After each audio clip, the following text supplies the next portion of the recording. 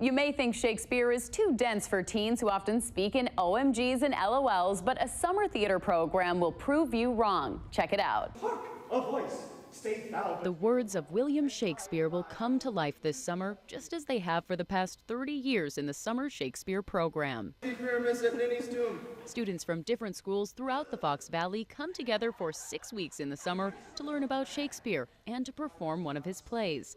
This year, it's A Midsummer Night's Dream. It's a program that I began after seeing a production of one of Shakespeare's plays done by professionals, and it wasn't very good. Appleton North Theater director Ron Parker started the program 3 decades ago because he believes not only in the power of Shakespeare's words, but in the talent of students. I was just a beginning teacher, and I began thinking about, you know, my students could probably do this and do a better job. And now, dozens of performances later, Ron is still shaping kids through classical theater. Well, the arts provide opportunities to grow and develop skills in all areas, things that apply to every part of your life. Summer Shakes alum Corey Riedel is heading into her senior year of college now with prospects of a future in professional theater. But she still comes back every summer to student direct. I really owe everything that I'm doing now in college and all of the experiences that I'm having now to this program, and I'm extremely grateful for it and very happy to be back. Sydney Judici is spending her 4th summer in the program. She'll head off to college in the fall with her eye on a degree in theater design. Last year, actually, I started doing like props and stuff for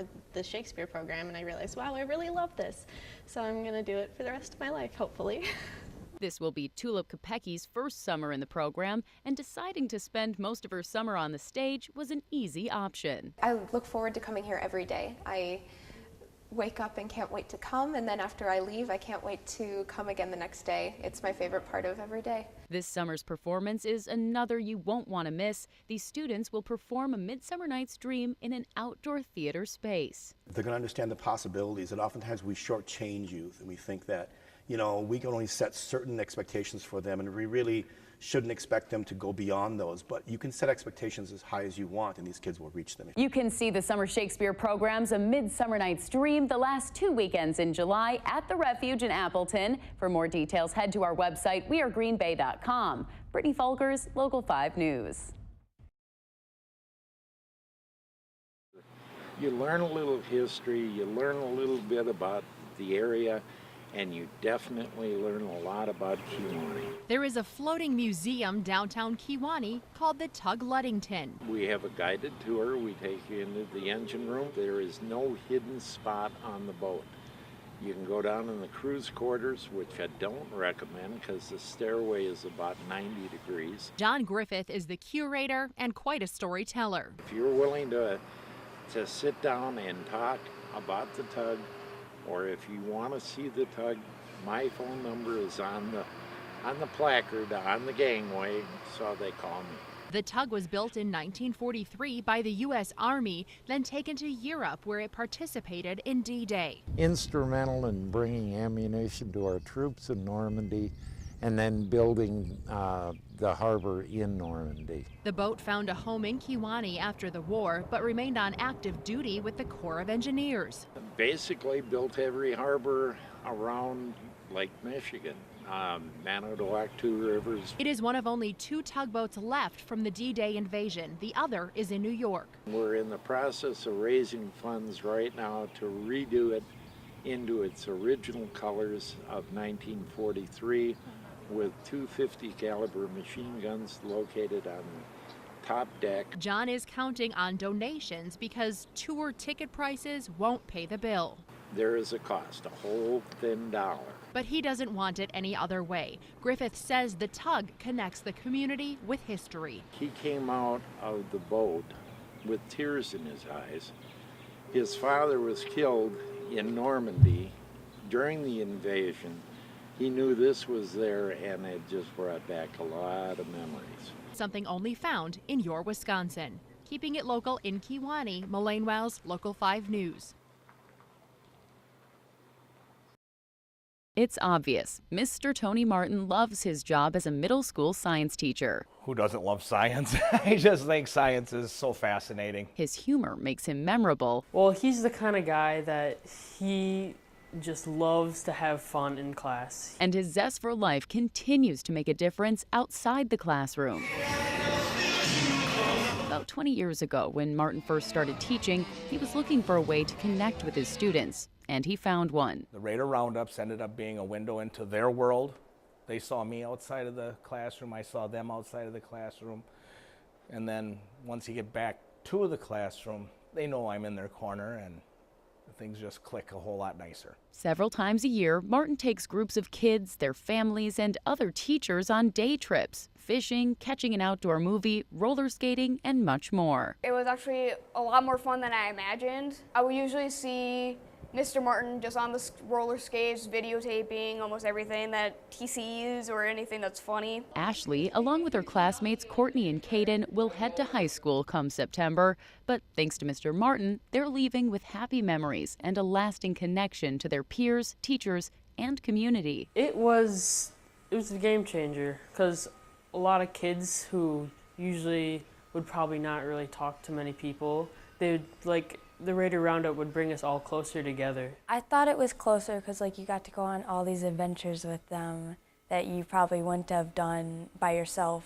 Martin says it's easy for him to organize these excursions because they're activities he does with his family, and they make a big difference once these kids get back to the classroom. With the Raider Roundups, it just takes the whole school experience deeper, and therefore my thinking is it gets them more prepared for, in this case, 9th grade. Brittany Folkers, Local 5 News. We've always said it's an easy game to play. It's a very hard game to win. Frisbees are flying at speeds of up to 70 miles per hour. This is Guts Frisbee. Just the pure adrenaline of the disc coming in so fast at you. The rush is what drew Mike Colden to the game. He's now president of the Fox Cities Frisbee Club. The sport had kind of died out in the 90s, and we're trying to bring it back and make it grow again. I really focus on aiming. I can pretty much line up on any single guy on the line and then throw it right at him. That accuracy earned Appleton's Josh Tews the title of captain on Team USA. We're going to London, and the tournament is from June 18th to the 25th. The object is to throw the disc through a line of defending players. Hit it however you want, as long as it doesn't touch two parts of your body. Just don't confuse this game with ultimate Frisbee. No. We can teach anybody how to throw a disc really fast. It's having the nerve and the guts to have someone throw it back at you that hard. I like catching. I like standing there, and it's a huge adrenaline rush when the other guy is coming right at you, and you know he's going to throw it right at you, and maybe it's a big game time situation like game point or whatever, and you know you have to catch it, and then you just snag it out of the air, and it just makes that crack in your hand, and you're still holding it. It's a great feeling. The team is training to take on the best in the world. The toughest team is probably going to be Japan. They won 4 years ago. But Josh says his team has enough guts to take home the international glory. A little nervous, but not too much. We're pretty confident. Keeping it local in the village of Fox Crossing, Melaine Wells, Local 5 News. Even some teachers admit math is not a favorite subject for many students, but Mr. Steve Halvacek is using his big personality and passion as an algorithm for student success. Oh, yes. Yeah. Steve Havlicek has spent his entire 21-year teaching career getting even the most reluctant students engaged in mathematics. I sell stuff that people don't want to buy. And according to his students, he's quite the salesman. Well, math isn't exactly the most interesting subject to me, but sitting down in his classroom every day, I can honestly say, I was excited to learn. There's students in there that, honestly, I know don't enjoy the subject matter. So what do you have to do as a teacher? You have to recognize that. You can't be afraid of that. It's simple math for Steve. A class full of high schoolers plus a complicated subject matter equals a need for a real-world connection. Then there's a pattern that you can apply to that. Add in Steve's passion and personality, and you've got the formula for student success. I have something wrong because you said okay. So I wouldn't say math is my strongest suit, but I've come to appreciate it more and how it connects to the real world. It's just he got me engaged, because I've never really truly been crazy about math. But when he takes it and he applies it to my life, it just makes it so much more interesting.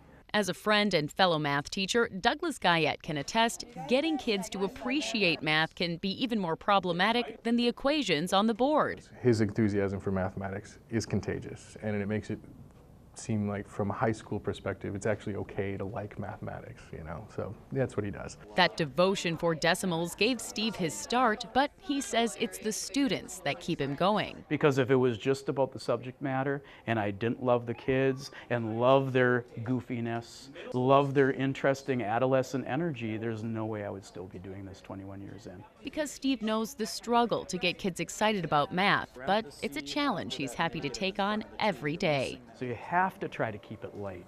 You have to try to make the math connect with the students, and you're not always successful doing that. There's going to be days when that doesn't happen, but every single day that's got to be your goal. Do you have an amazing educator like Steve in your life? Nominate them for next month's Terrific Teacher by emailing me at brittany.fulkers@wearegreenbay.com. Brittany Fulkers, Local 5 News.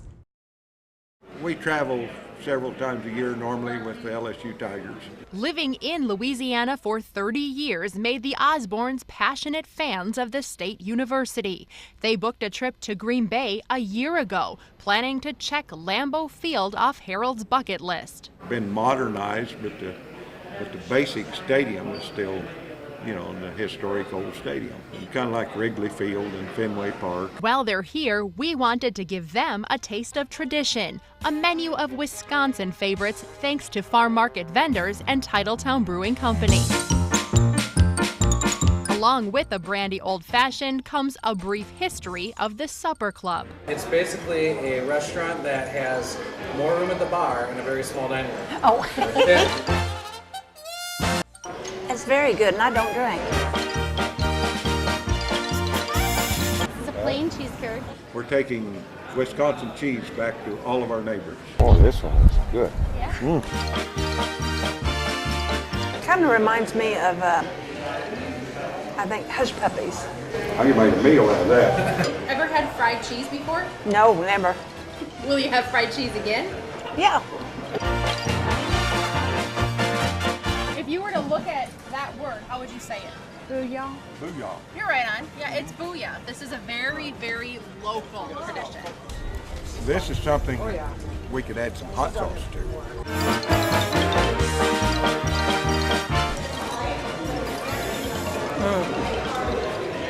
I love fish.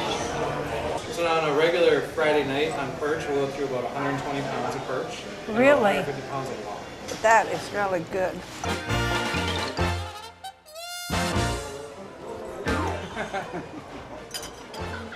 I'm sorry. Sauerkraut aside,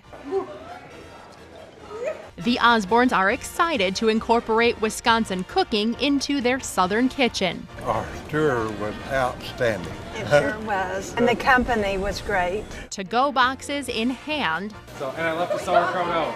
Sauerkraut's out of there. we couldn't let them leave without a sweet treat from Manzu Bakery. I love desserts. And while they're cheering about these confections, the Osbornes won't be sporting red and white at the game. No, we're wearing purple and gold on Saturday. Keeping it local in Green Bay, Melaine Wells, Local 5 News.